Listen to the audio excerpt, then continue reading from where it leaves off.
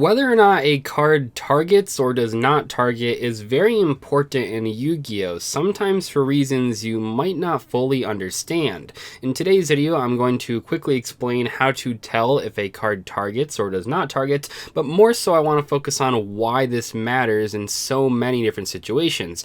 It doesn't only matter for dealing with cards like Obelisk the Tormentor that can't be targeted. Targeting goes so much further than interactions like that. You really do need to understand how targeting works to truly play Yu-Gi-Oh! Competitively. I see tons of questions in different comment sections about whether or not a card targets or does not target and what exactly that means, and in today's video I want to try to fully explain all of that. First off, the big question that I see time and time again: how do you know if a card targets?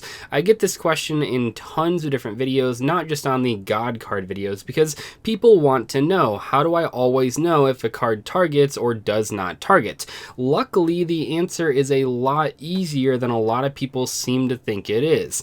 Generally speaking, if a card says the word target, it targets, and if a card does not say the word target, it does not target. This might sound like an oversimplification, but it's really not, and targeting fundamentally is not that confusing. This is kind of interesting though, right? Because when you go to those God card videos, you'll see tons of comments like, well, it doesn't make any sense that Dark Hole and Mere Force don't target. How are you supposed to know that? Because they're affecting monsters, right? Isn't that targeting? No, affecting monsters is very different from actually targeting, but luckily it's not that confusing. We know Mere Force and Dark Hole don't target because they don't say the word target. It isn't really that complicated. That being said, I do say generally speaking because there are two categories of cards that target without saying the word target. The first category is pretty simple. All equip spells have to target the monster that they're trying to equip to, but they usually won't say that, so just know that all equip spells do target even if they don't say it.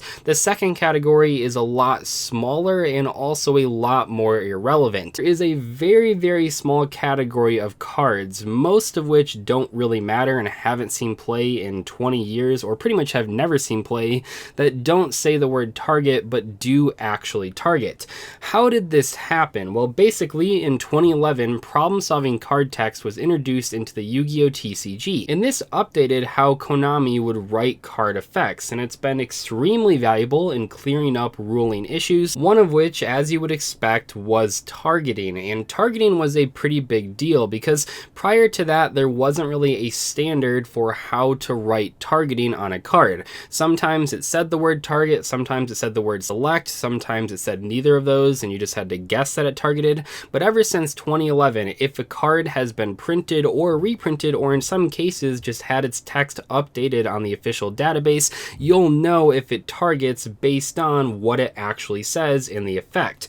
Now, I say that a small section of cards, and I really do mean small section of cards, have not been updated with this in mind. The section of cards though we're talking about are pretty much all useless, not only competitively but casually. But even in this small category of cards that actually do target but have not been printed with problem-solving card text or updated on the database, a lot of these ones do say select. And now select doesn't always mean target, but in many cases it does mean target. So things like the Dragoonity Equip level 2 monster that pops a card, that one says select. There's a couple other cards as well, but that's like one of the more notable ones out of the cards that people mentioned. I actually couldn't remember any cards that fell into this category because they're so irrelevant. Konami has done a really good job of updating these cards over the years. Every time you see like a random reprint of an old card in a set, maybe even speed dueling, and you ask yourself, well, why did they reprint this? Well, a lot of the times it was just to give the card problem-solving card text. The Alien level 5 Synchro monster does not say select or target, but it definitely does. That's probably one of the more notable ones, which is pretty funny because aliens are not that popular. But I mean, yeah, you have like Summon Reactor SK that targets with its attack negation effect. You have a Reshif, the ritual monster, that one targets as well without saying it. But most of these cards, and I mean, you can go on Twitter and see that thread, but most of these cards really have not been played ever. So generally speaking, you'll know if a card you're playing actually targets. And I don't usually mention the official Yu-Gi-Oh! Card database that much besides referencing it as one of my sources in the old Yu-Gi-Oh card text videos, but that website really is the best way to figure out what the current text on a Yu-Gi-Oh card is if you have an older copy and think that it might target with modern card text. If you go to the database, it'll show you the most recently updated text of the card. Some cases this even means they have an updated text on a card that actually has not gotten a reprint. For example, Darkness Approaches on all the official prints of the card say that you flip the monster and do not change its battle position, but on the Yu-Gi-Oh card database they'd updated it a couple of years ago to say that it did change the battle position, so there's no more face down attack position. That might sound confusing, like, oh, I have to check every single card online because Konami might have changed it without a reprint. There's only like a handful of cards, probably less than 20 cards that actually were edited on the database without an official reprint, but it is just good to check in general if you are concerned about a card that you might have. If it's an older printing, the database is always the #1 place to go. Okay, so now that we all understand how to tell if a card targets or doesn't target, or at the very least we understand how to look it up if we're confused, why does targeting matter? Well, targeting matters for a few reasons. I already mentioned like Obelisk the Tormentor. Yes, some cards have targeting prevention effects. They can't be targeted, and in those cases you can't use cards that say the word target on them, which is pretty straightforward. But targeting matters a lot more than that, and the reason it matters a lot more is that you'll have cards that don't target and they have effects that deal with opponents' cards. For example, something like Dingirsu, the Orchest of the Evening Star. When this thing is summoned, you can activate one of the following effects. You can either send one card your opponent controls to the graveyard, or attach one of your banished machine monsters to this card as material.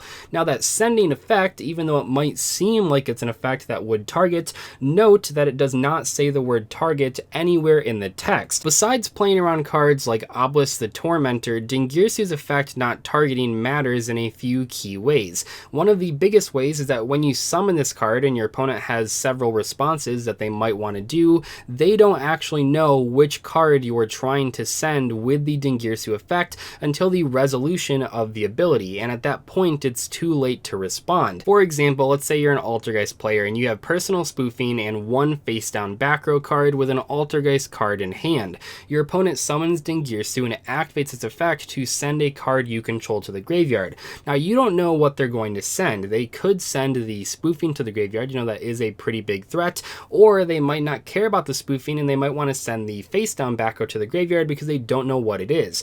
At that point you have to make a judgment call. Do you activate the spoofing as Chainlink 2 to make sure that the effect actually resolves, or do you just let it resolve, the Dingirsu that is, and then hope that they send the face down to the graveyard and then you can use the spoofing later? This is a judgment call that is very important, and it's one of the many reasons why Dingirsu is so strong. Personally, my first big experience with non-targeting effects like Dingirsu was Madolche Queen Tiramisu. This card shuffles back 2 cards on the field into the deck without targeting, which is obviously very powerful because it means your opponent has to respond with whatever they want to without knowing which 2 cards, not just one card like Dingirsu that they're getting rid of, but 2 cards on the field that are going back into the deck. That is a huge swing in card advantage, and it sometimes would catch my opponents off guard. You would summon the Queen Tiramisu, you would ask your opponent if they have a response when you use the effect after it's been summoned. They would say no, and on resolution I picked my 2 cards that I wanted to go back into the deck,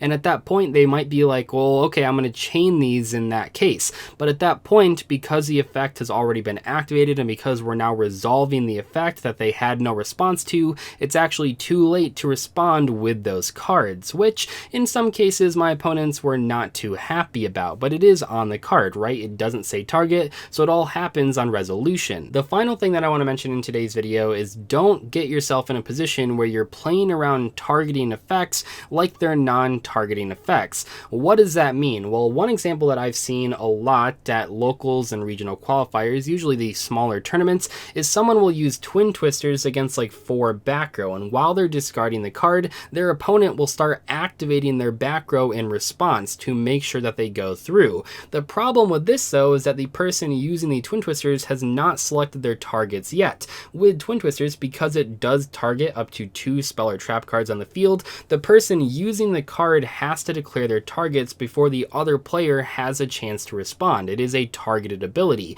So that means that the person flipping flipping up their back row, they really shouldn't be doing that, because now the other player knows what those back row cards are, even though they're not supposed to, even though they're supposed to select the cards as fast as possible, which gives them a competitive advantage. So make sure when your opponent uses a targeted ability that you're actually letting them select their targets before you start flipping up all of your responses. That might sound very small, but I've seen it over and over again at tournaments, and I've even experienced it myself. I'll activate Heavy Storm Duster, for example, and then my opponent starts flipping up cards, and I have to go, hold on, wait a second, let me select my targets first before you start responding. I know people just want to react really fast to cards that are destroying their back row or monsters or whatever, but you have to wait for your opponent to actually target before you start responding. It might sound small, but it might make a huge difference in a given match. In my mind, targeting has never really been that complicated, but for whatever reason, targeting really seems to confuse a lot of old or returning players in Yu-Gi-Oh! And even some players that